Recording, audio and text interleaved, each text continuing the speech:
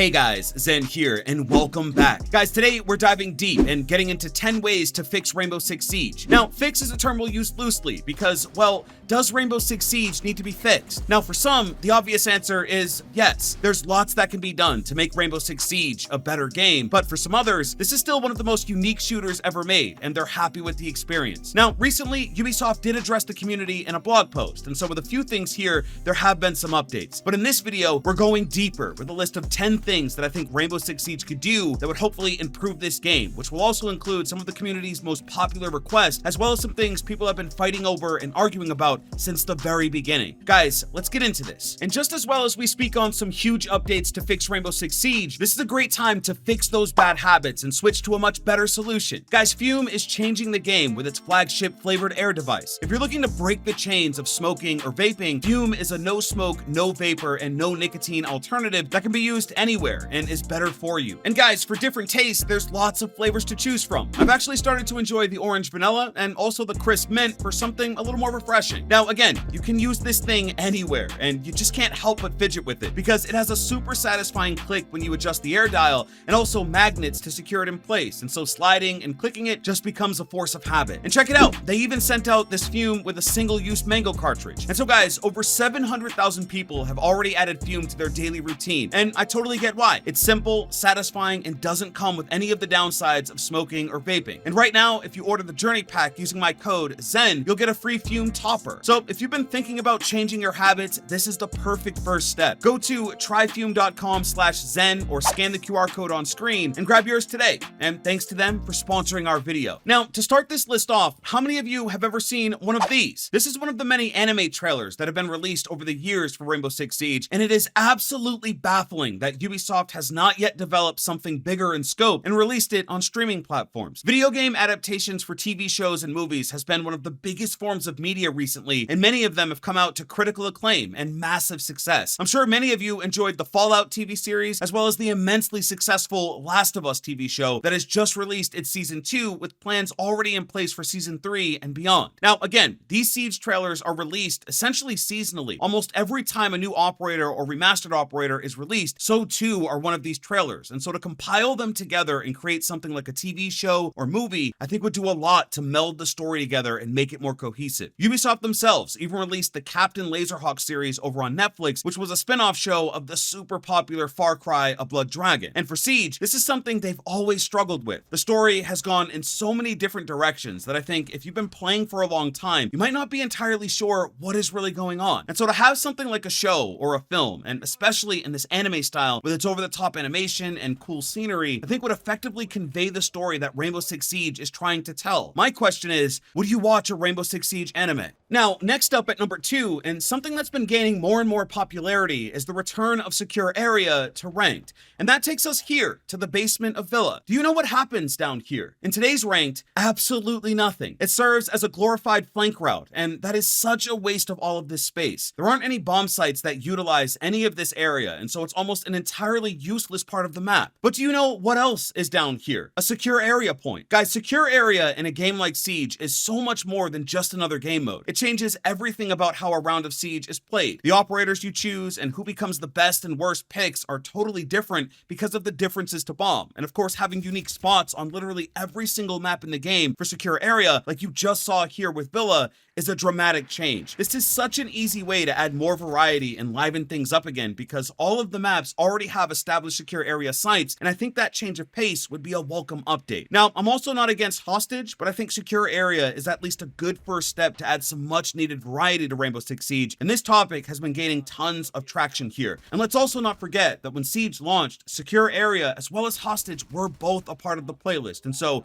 it's not a totally foreign concept here. At number 3, Ranked 2.0, and as per the blog, Ubisoft will introduce a ranked overhaul. Now, what exactly is coming? Well, they mention a focus on matchmaking and even prioritizing team size, so maybe the solo queuers will finally get more even matches. They also say they're holding player workshops to get the new system dialed in, but it's something the community has been super vocal about, and for good reason. It's just not a super satisfying ranked experience. Now, I will say that the ranked rewards are great, and I think everybody enjoys getting seasonal rewards based on where they land and all the goodies that go along with that. But it's just the system, the journey forward. First off, you don't actually know your true rank. For those who don't know, your true rank is hidden, and the rank that you see isn't where you're really playing. For instance, once I hit champ for the first time, my games have been unbearably sweaty because even at the copper level, I'm always playing people whose hidden rank is closest to mine. So even if I'm hard stuck in gold or emerald, I'm playing against people whose hidden rank is still champ. And that system is both confusing and frustrating. Apparently, this ranked overhaul will do a better job at showing ranks and skill progression, so Ubisoft agrees. It's flawed, and hopefully they'll improve it. Then there's players that want another rank, one higher than champion, because for some, getting champ is still too easy. Now, I have to disagree. I think hitting champ, at least as a solo player, is still a grind and super tough. But yeah, maybe a top 1000 or a special leaderboard that acknowledges the absolute pinnacle of Siege ranks, sure, that could be worth it. But I think Rank 2.0 as a whole just hasn't been received super well by a lot of players, and considering this is the most popular playlist in the game, something big here is essential. The overhaul is planned for the first half of year 11, so it is a ways out, and with delays and pushed content, it might not be seen for another year or more. And so until then, I'll ask, what needs to change about Rank 2.0? For 2 words, more content. And I'm not going to elaborate too much here because if you've been with the game for a while, it's obvious. Siege needs more content. The bulk of a season usually is adding some fire pipes and fire extinguishers to a few maps, maybe an operator rework, and like passing around a super shorty. Like in reality, Lackluster is giving it too much credit. Now, I'm all for updating and repurposing existing content, but that stuff should be like the cherry on top, quality of life stuff. But new maps and new operators are so integral to the experience that being so sparing with that stuff just leaves a bad taste in everyone's mouth. And of course, this is a trend we've seen since they've committed to not releasing 2 new operators per season. Every single year to follow has been less and less content to the point where we're at now. Now, interestingly, they have committed to a more fun experience, as they say. They actually acknowledge that sometimes it can feel like all nerfs and no buffs, and so they say they'll adjust things with a fun experience being the focus. Not entirely sure what that means, but yeah, more content. I think everybody here gets it. Siege needs just more content. 5th on the list is where things get super controversial. And yeah, your opinions matter here, but for me and many others, I think it's time to remove one-shot headshot from Rainbow Six Siege. Guys, over the years, this has been a point of back and forth in the community, and it's like every year it sparks a debate war on Twitter or X about if the game should have it or not. And I think slowly but surely, Ubisoft themselves have been trying to phase it out and position it as something that might not be around forever. Now, if you didn't know, core Rainbow Six Siege is now the only place where one-shot headshot even exists. In Dual Front, there is no one-shot headshot. And also in Rainbow Six Mobile, there is also no one-shot headshot. And I've got to admit that in those examples,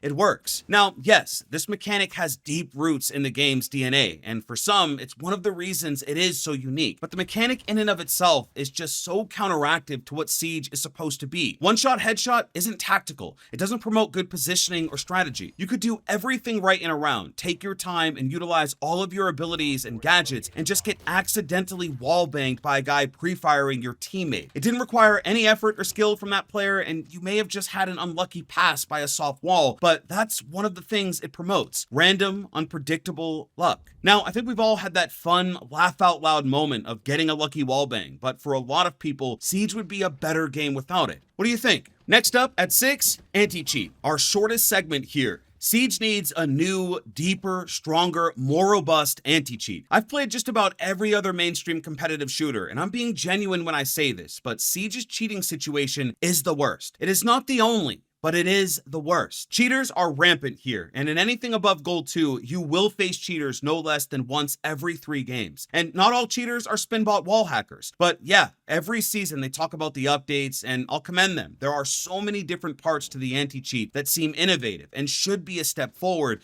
but it's just not enough. Now, is it a Ubisoft problem, a community problem? I mean, it's tough to point a finger, but this game truly shouldn't be this easy to cheat in, and the fact that it really hasn't seen much of any improvement over the last decade is concerning. The competitive integrity of this game is the game. And guys, as you probably know, Siege is suffering. For the love of all things holy and pure, give Siege the anti-cheat it needs. Next, at 7, bans. And we'll start with the maps. Maybe it's a hot take, but I don't really see the point in the map ban system. So because there's 5 choices and 2 teams, that means ultimately the map you end up playing is random. If both teams ban one map, the pool randomly chooses out of the last 3 options, and so I just don't really understand why it's necessary. The ranked map pool is already limited, and players ban essentially the same few maps, and so most matches are played on like the same 4 or 5 maps. Then when you do get a not so popular pick, again, randomly, no one really knows how to play it because it's not Clubhouse or Oregon. And so this is a personal thing, I'll admit, but I just don't see the use for a map ban phase with how it's currently set up. Now, as for operator bans, RIP to Ace, because since bans now happen before each round, Ace has become the most popular ban, and typically hard breachers and wall denial are the first to go on each side. You end up, again, with essentially the same bans every single match, with the same operators being pulled out of play, and it just doesn't feel super impactful. I don't know what the solution here is. Honestly, the original operator ban system had a similar effect, and it was enough of an issue that Ubisoft felt the need to change it, but the exact same thing is happening here in the new system. I think bans do have their place, and especially in Pro League, where you know your opponent, their favorite maps and operators, and can target ban based off of what you know about your enemy. But in just a public rank setting, it just doesn't feel like it's accomplishing the same thing. At 8, what the hell is going on with Dual Front? I've said this in the past, but I don't know a single person playing or even talking about Dual Front, and I just don't think it's resonating with the community how they thought it might. Dual Front, conceptually, is a cool idea.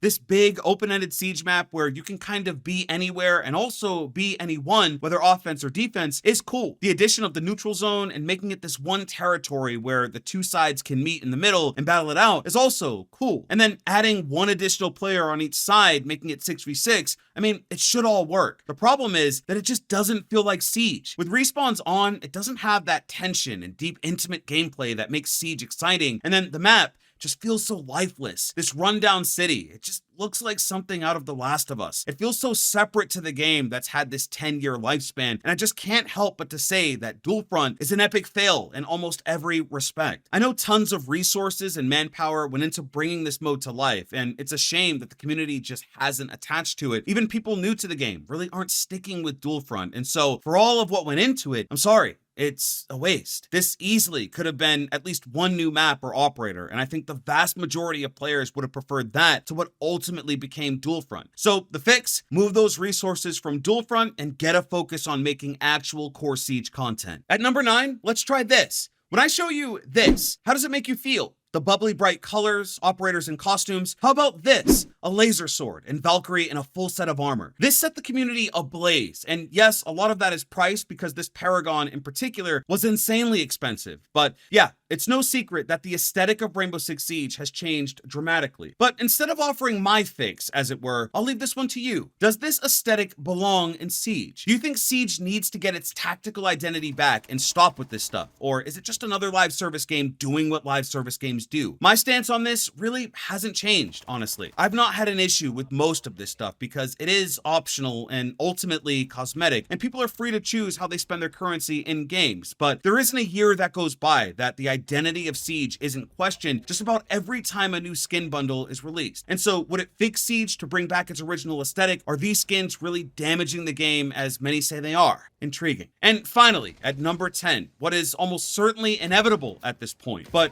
Rainbow Six Siege 2. Guys, I know it's been 10 years, and I know there's a lot that's been invested into this one game, but it is time. Rainbow Six Siege 2 is really the most complete answer to so many of these issues, and what will ultimately fix Siege. A better and more modern engine for less game-breaking operator deactivating bugs. A built from the ground up anti-cheat to fix the health of the game. I mean, literally every new game coming out is coming with its own anti-cheat because that's what it takes at this point. Marathon, Battlefield, Valorant, and so many more that won't ever completely escape the cheating issue, but again, are better off than Siege. Rainbow Six Siege 2 with an all-new anti-cheat fixes that. An all-new game means mostly all-new content. Hopefully it would mean new operators, new maps, a fresh start to kick things off, some people hate this topic, and I get it. Siege 2 means the passing of the baton from Siege 1. But after all this time, I think it's the only thing left on the table. Every year, it's more of the same. The same cheaters, the same lack of new content, the same bugs, the same complaints, and the same game. If no one is prepared to launch a Siege competitor to kind of force more out of Siege, then Siege 2 needs to happen. And it would seem that that's the direction we're headed, because Ubisoft finally announced Vantage Studios, a subsidiary of Ubisoft and Tencent that will oversee the development and production of Assassin's Creed, Far Cry, and Rainbow Six. This means that whenever the full switch is made over to this new entity, that they will have complete control over what's next for these games